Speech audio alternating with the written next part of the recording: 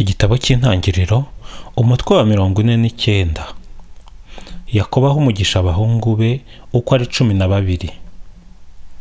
Yakobo ahamagaza abana be maze arababwira ati nimuterane mbamenyeshe ibizababaho mu bihe bizaza. Nimwegerane mwumve bana ba Yakobo, mwumve so Israheli. Rubeni uri imfura yanjye, imbaraga zanjye, umuganura w'ingufu zanjye. Wuzuye ishema n'ububasha, wisumagira nk'amazi yo mu isumo, kuko wuriye uburiri bwa so ukanduza uburyamo bwanjye. Simewoni na Levi ni abavandimwe, inkota zabo zifatanya mu bwicanyi. Umutima wanjye ntukajye mu migambi yabo, sinkifatanye n'amateraniro yabo, kuko bishe abantu mu burakari bwabo, maze mu burahuke bwabo bagatema ibitsi by'amapfizi.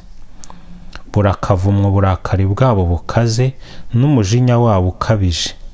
Nzabavangura muri Yakobo, mbanyanyagize muri Israheli. Yuda, woweho abo muva indimwe bazagusingiza. Ukuboko kwawe gutsikamiye ijosi ry'abanzi bawe, na bene so bazagupfukamira. Yuda, uri nk'icyana cy'intare, mwana wanjye, uzamutse uvuye ku rugamba. Yaciye bugufi abunda nk'intare, kandi nk'intare y'ingore. Ninde wamutsimbura? Inkoni y'ubwami ntizatirimuka mwa Yuda, n'inkoni y'ubutware ntizajya kure y'ibirenge bye, kugeza igihe ugenewe azazira, uw'amahanga azayoboka. Azirika ku mizabibu indogobe ye, ku ishami ryawo umutavu w'indogobe ye y'ingore. Amesa umwambaro we muri divayi, n'igishura cye mu mutuku w'imizabibu. Amaso ye yatukujwe na divayi, n'amenyo ye yezwa n'amata. Zabuloni azatura ku nkombe y'inyanja, ku cyambu cy'amato. Sidoni bazagabana imbibi. Isakari ni indogobe ikomeye, iryamye mu nzitiro rwagati. Yumvise uko kuruhuka ari byiza, kandi abona ko igihugu gihimbaje, maze atega umugongo ngo bamukorere, yemera imirimo y'uburetwa. Dani azaca imanza mu muryango we, nk'uko indi miryango ya Isiraheli bigenza. Dani araba inzoka mu muhanda, impiri mu kayira, iruma ifarasi ku gitsi, maze uwo yari ihetse agacuranguka. Uhoraho, niringiye agakiza kawe.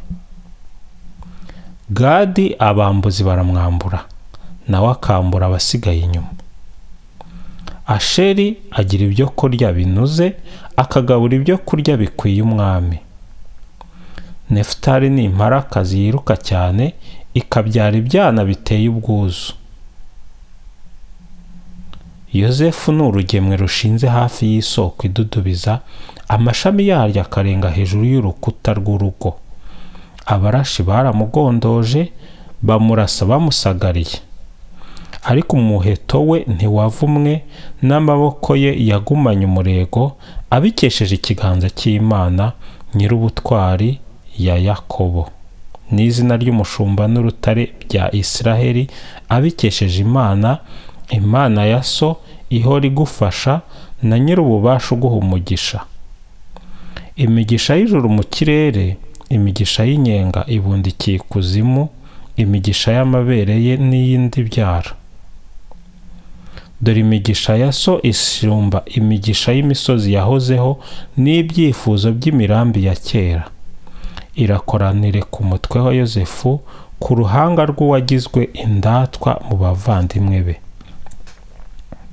Benyamini ni ikirura gitanyagura, mu gitondo aconshomera icyo yishe, nimugoroba akagabanya iminyago.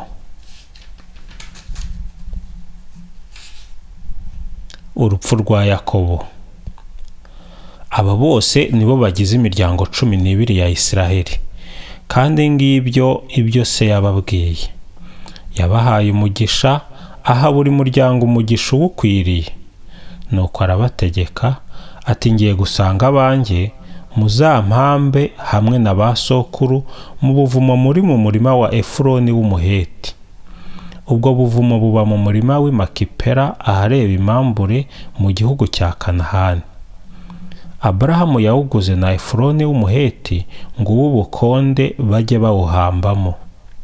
Aho niho Aburahamu n'umugore we Sara bahambwe, niho Izaki n'umugore we Rebeka bahambwe, ni naho nahambye Leya. Uwo murima n'ubuvumo buwurimo byaguzwe kuri bene Heti. Yakobo amaze guha ayo mategeko abana be, asubiza amaguru ku buriri, arapfa, asanga abe.